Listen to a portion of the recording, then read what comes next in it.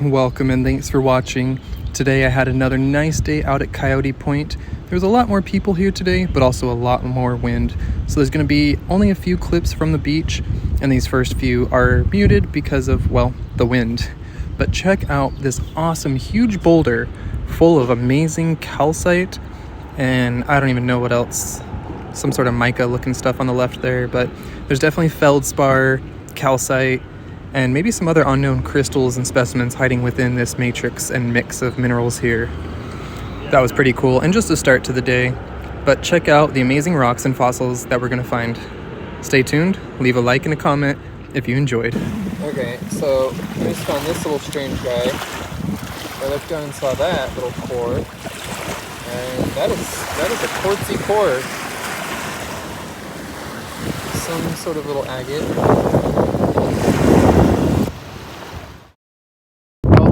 Some agates and jaspers today, and some serpentine, but I think I just found a fossil. Hey, little spider. Tell me this doesn't look like two concretions. Look at those. Do you think they're just sandstone concretions, or do you think there's something in them?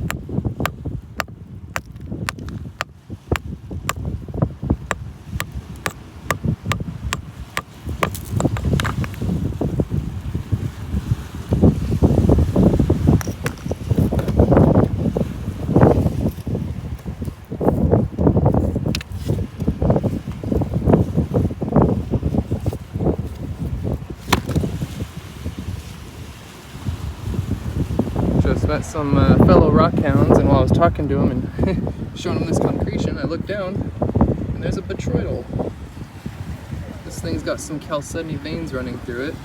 A little dirty botryoidal on the side, but right there we've got a nice, beautiful, clean botryoidal. Look at that. Super cool. I love this beach. Alright, let's get going in my bag.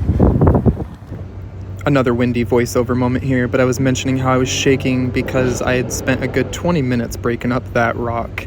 But I removed a good half of the mass here so it would be a lot easier to take home. But while moving it around to show the camera, I pinched my finger and crushed it pretty good. You gotta be careful about that, but it was well worth it to be able to bring this specimen home and not carry such a heavy piece all the way back to the car. Oops, I was not paying attention, and now the tide has come all the way up the rocks, so I'm gonna be skipping along here.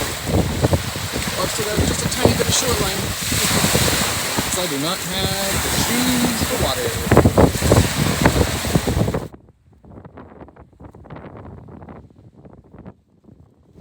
So when the tide comes in, this is a pretty popular surfing beach.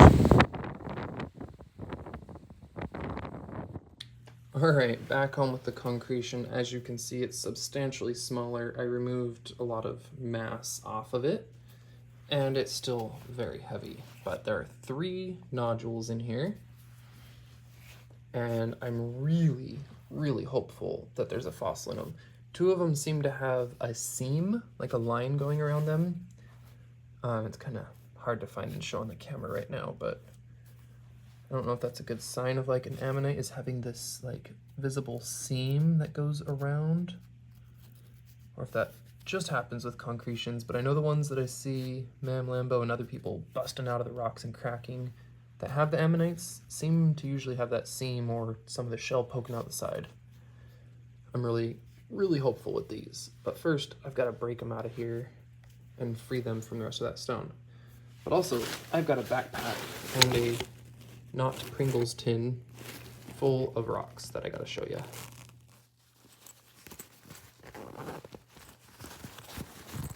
There's some rocks in there.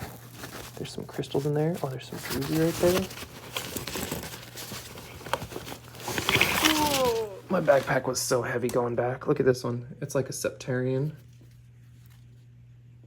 Big ol' septarian-like druzy.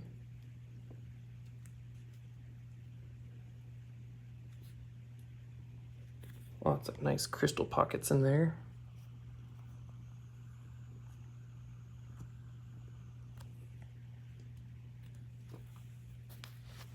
We got this one that I found with the bots. All the lovely little botryoidals in there. We'll check that in the UV in just a moment. And I brought home a serpentine. Sorry, my hands are still a little shaky. You can see the shimmer there, but nice big chunk of that California serpentine. It might be a serpentinite, not pure serpentine, I'm not sure. I think the lines maybe means it's a mixed one. But yeah, that is a serpentine type rock. But I thought it was a cool one. I'm not usually a fan of this stuff, and I've mentioned before I don't collect it. I usually leave serpentines, but this one had some nice chatoyancy in the sunlight, and then it had these really cool veins and lines going through it, so I thought that was worthy to bring home, and there were boulders of this stuff. I mean, like, just massive rocks of this laying everywhere. Here's another piece of that septarian-like stuff, and it's got both a little bit of kind of botryoidal, and I thought there was druzy on this one. A little druzy. A little botryoidal, chalcedony. And then we got this little guy. It's got some calcite there, bunch of calcite, fan, botryoidal. And this one I'm going to slab up. I'll get it wet and show you. It's got some really nice color, but I think I can cut this one into a bunch of nice cab pieces and make some pendants and cabs out of that. There was a few of these I found right at the beginning. One of them just at first looked like some little conglomerate of little pebbles. But then as I looked closer at a couple of the others, I noticed there might be some little microfossils here. So give me some time to clean up everything here, including my hands, and I'll see if I can find the one that looked like it had little microfossils. And we'll take a quick little peek at the rest of these I brought home. Another one to slab up. I thought a bunch of slabs. Just cut it along this way. See the color variation and that vein going through it. Make a bunch of nice pendant cabs there. All right, let me get these wet and show you what I got. I did not bring a lot home this time, but let me show you what I did get. Alrighty, so as for a little bit closer look at some of these pieces, I really liked the pattern in this one, the quartz veining running through it. It's pretty wild, but it should slab up nicely. Get it a little wet here.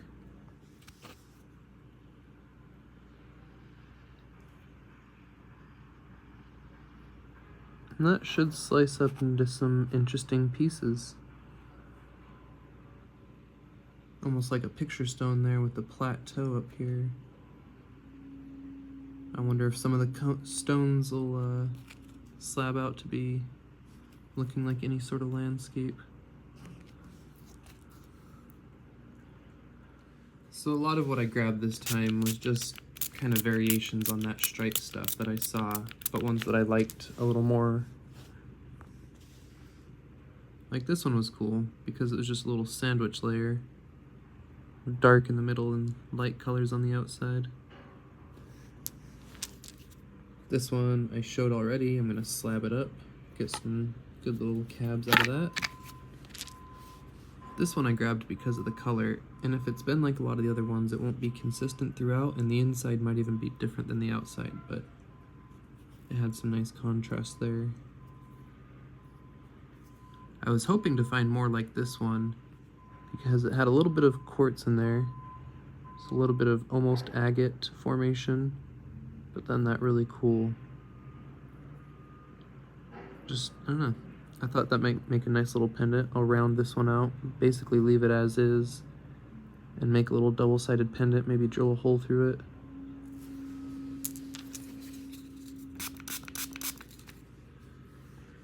This one is very interesting. I'm not sure what the material is, but it's mildly porous and it sticks to my hand like bone. I'm sure it's not bone. It's a lot like all the serpentine sitting all over the beach. All the different types of serpentinite and serpentine, whatever, that litter the beach there. And just like the big one, it's got the same kind of veining there. But I thought this one was weird because look, you can see how much the water is just soaking into it right now. That water is just soaking right into the stone, but it also sticks to the hand. So, a little interesting on that one. This one had a really cool pattern to it. Should polish up nicely. Lots of little veining, a little bit of kind of plumage of different colors in there. A little bit of, I guess you could call it banding that was brecciated, fractured and rehealed with the quartz or chalcedony veins.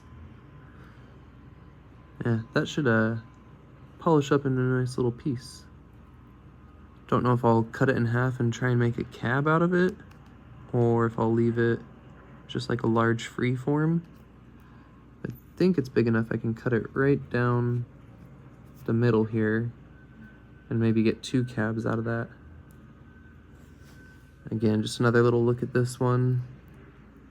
It was lacking any real agate banding, but it's got that nice quartzy core. It's got some crystals down in there. I just sprayed it, so it's got water in there, but it's definitely got some nice little faceted crystals in there with a slight amethyst smokiness to it.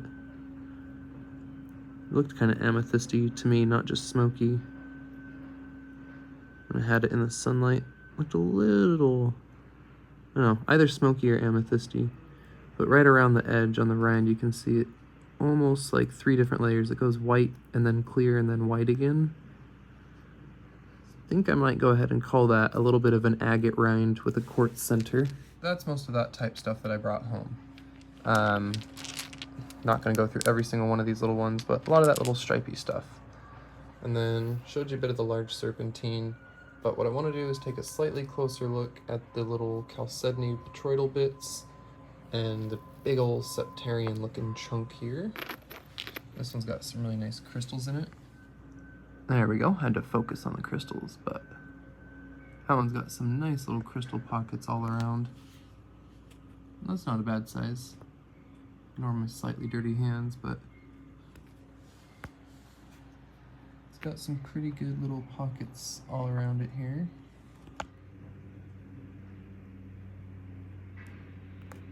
Oh, looks like we got a little snail from the ocean living in there. Sorry for bringing you home, buddy.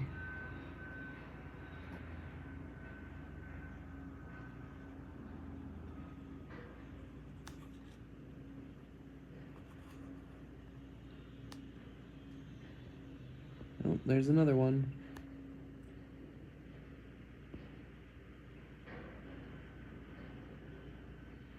Oh, another one. Alright. I think a good idea might be to soak this guy, clean it somehow, maybe get some of the living stuff out of it. And I apologize for the constant construction noises, the horns, the chipping away at stuff in the background you hear. They're working away on some buildings back there, and it's just always in the background, so it's impossible to film during the day and not get a lot of that noise from back there. Anyway, let's check out these last couple pieces, the 2 with the chalcedony and the big calcite specimen. And yeah, If I didn't mention it already, I'm thinking for the big concretions, we'll save that for 2,000 subscribers. And once I hit that 2K, I will pop open one, if not all three of those concretions. And we're gonna hope for something in there. Okay, so these specimens that I found with the chalcedony running through them have some not just fluorescence, but I discovered a little bit of phosphorescence in them. And when I turn out the lights, give them a good UV charge, we get a nice little second plus linger in the camera.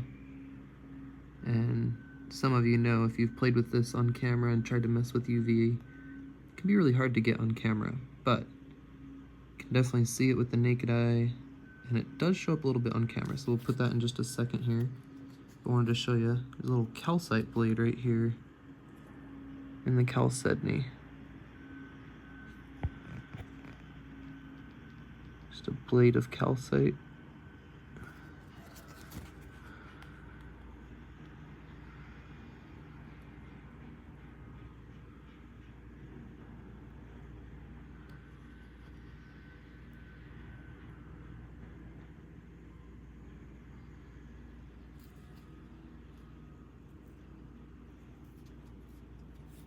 Overall, most of the chunk does not have a lot in it. It's all this host. There's like veins of chalcedony that run through it. This is the same, possibly from the same large host rock that the other septarian big chunk I have is. There's large boulders of it out there. Many thousands of pounds, and they're all just these big old brecciated chunks that get quartz filled in the veins. Let's check out this one. It's really cool. So this is off a very similar rock, one of the other boulders though, where there was a lot more calcite on it. Some of them are just covered in calcite and some are covered in chalcedony. But if we look really close, we can see a nice little blades of calcite. At first I thought this was super water worn, but then when I looked just a little bit closer, I realized it's actually quite fresh off the rock. And the calcites weren't worn down like at all. Just a little bit dirty. But the specimen, despite at a distance like this looking worn down, beat up, and dirty, it's just maybe in need of a little love, a little cleaning, and maybe a caring new home.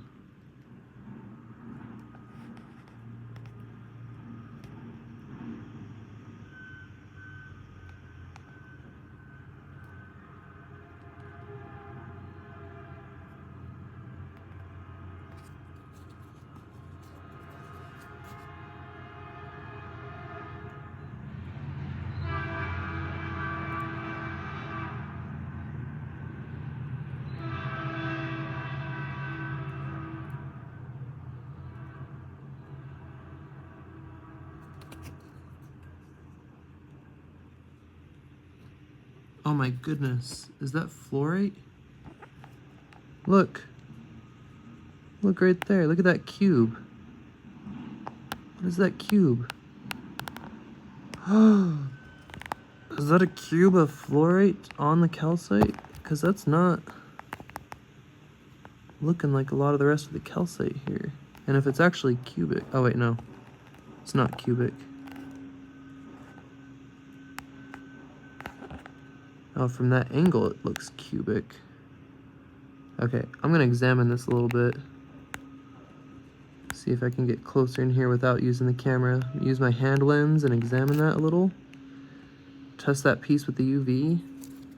And see if that little inclusion in there is indeed more calcite. Or potentially a little fluorite, because that would be awesome. I was about to give this one away and say it can go to someone, but if it's a little fluorite, I don't know. Ooh. Okay, I could not see it while filming on the screen, but it was rhombohedral, and you could probably see right there, it had the nice little diamond shape, and that's rhombohedral crystal structure, so definitely calcite and not fluorite, but I got really excited either way. So, I do believe it's just calcite. And I'll still probably end up throwing this in someone's box randomly. So, if this shows up at your house, you know where it came from. Now, this was the really big winner. I'm gonna break it off. It's got some fracturing running right through here. In fact, maybe we'll even do that as a little finale to this video. Since we're not gonna crack open the concretion, maybe I'll at least break this chunk off. This is clearly veins of chalcedony running through it. And here's where it opened up into a nice pocket, allowing it to grow into what's like a semi-geode formation here. Might have been a big full geode at one point. But yeah, look at that nice little botryoidal. And the UV in this pops, and again, it's the same chalcedony off the same rock as the other one, so it is phosphorescent, not just fluorescent. So let's go ahead, break this chunk up, we'll check them out in the UV, and I still have to clean them up a little bit because there were barnacles all over these, and most of them were dead, and I scraped them off. Ugh, barnacles are a bother. That is one big downside to beach hounding. Oh yeah, I forgot this side. Here we've got what looks like more calcite or dolomite crystals. Very similar. Maybe it is calcite.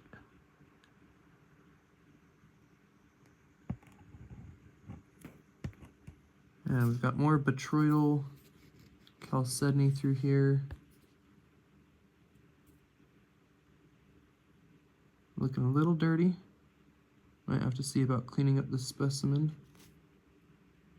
If we do any acid though, we're probably going to lose all that calcite. So I'll have to debate doing some sort of acid cleanup with that to make it look less gunky and dirty. Oh, let's break it open. Alright, very important is eye protection. Don't need anything getting hurt. Oh wait, that's for me, not the rock. Okay, good to go. Eye protection on. So we got the crack there, got this nice piece down here. I don't care much about the top bit, so I'm gonna hit up here, and we do have some nice chalcedony right here. Might be able to get some of that out, play with it, work it, I don't know. But the seams that run through it everywhere here are big solid seams. I broke a couple out of some of the larger hosts that was on the beach. And there was large plates of this stuff I forgot to get clips of, but literally just big 6-10 inch plates and stuff of thin veins of chalcedony exposed on the rock where it had broken free. Alright, let's go.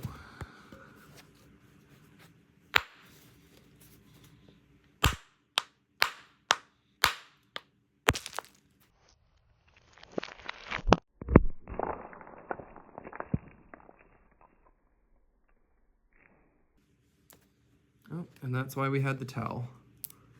Shattered a little more than I thought it would. And almost all of it stayed on the towel. That's nice. There's going to be minimal vacuuming. It did shatter through that chalcedony piece, which actually almost entirely broke free right here. How lucky is that? So let's take a look at what we exposed here.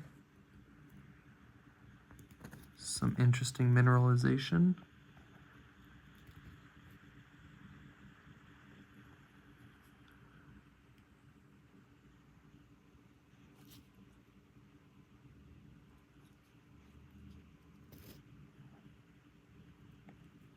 A little more botryoidal there.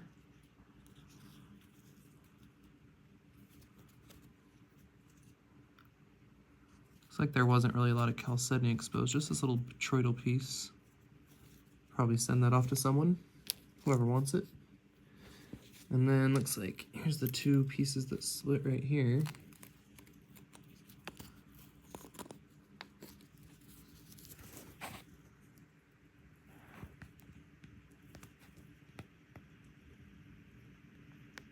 And they just had a nice little druzy layer.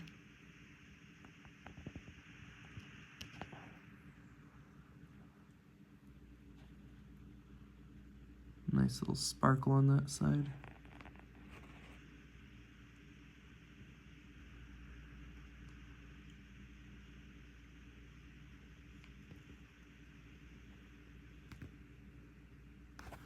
All right, well,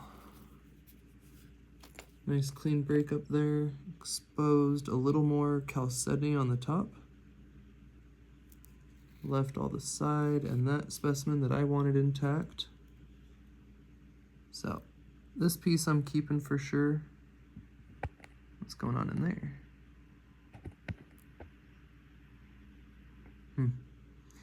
Well, this piece is great. I'll hang on to it, and I'm not sure what'll happen with the rest. Maybe throw it back in the ocean to let it grow, or send it off to someone who wants little pieces of the botryoidal. All right, let's get the UV light and see what we got. Oh, looks like some more botryoidal exposed in here.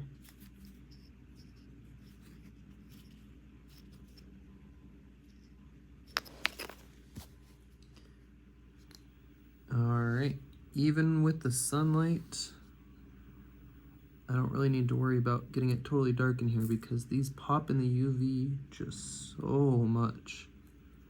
In fact, I wonder if we'll be able to see the phosphorescence in the daytime. Let's check it out. Ready? 3, 2, 1.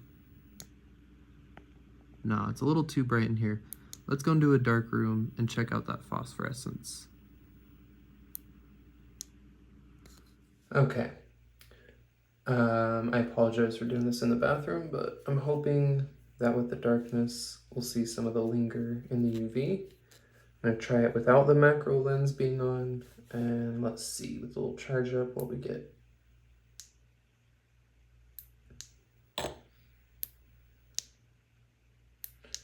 Seems I need to be a lot closer with these.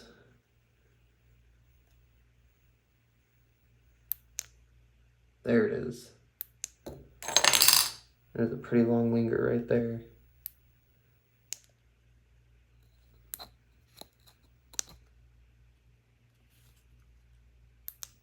Look at that. See how long that glow was? I only charged it for like 2 seconds. Look at that.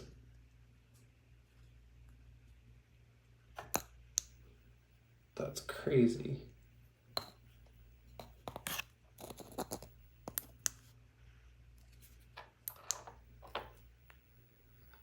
So yeah, some wild phosphorescence in here. And to the naked eye, it's still going like a couple seconds after it fades out on the camera, because I can't get the sensitivity just adjusted properly from my iPhone.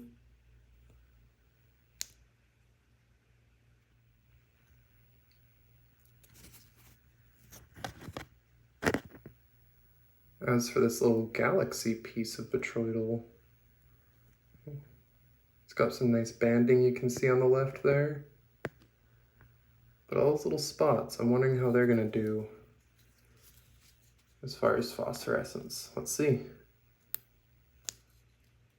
Even with the naked eye, this one has hardly any. As far as fluorescence, this was the only other one from the day that had any sort of glow to it. Most of the ones with the quartz veining had like no sort of glow. Oh, what is that pattern right there? That looks like a fossil pattern.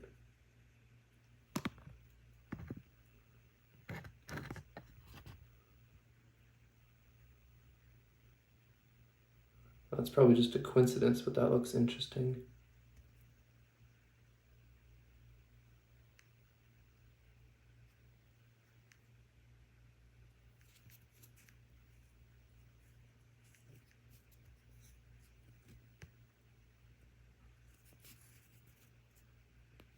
One more look at this big crystal chunker of a septarian I found before we go. Because seriously, another one of my favorites of the day. That one's just got so many crystals on it. Unexpected find at the beach. You don't think you're gonna go to the beach and find a septarian cluster just full of crystals. And I absolutely did not expect to find a big old concretion. So again, help me get to 2,000 subscribers and we will probably crack this end one open first and go from there. If we find something in it, we may crack the other ones. If we don't, we may still crack the other ones for science. See y'all later. And a big thanks to my channel members and Patreon members. They make it all a lot easier to do this, and I'll be giving back to you very, very soon. I've got a giveaway planned as soon as I'm back from this trip I'm going on, so stay tuned, and you're going to see some nice crystalline silver and some other little goodies coming out in some boxes for members.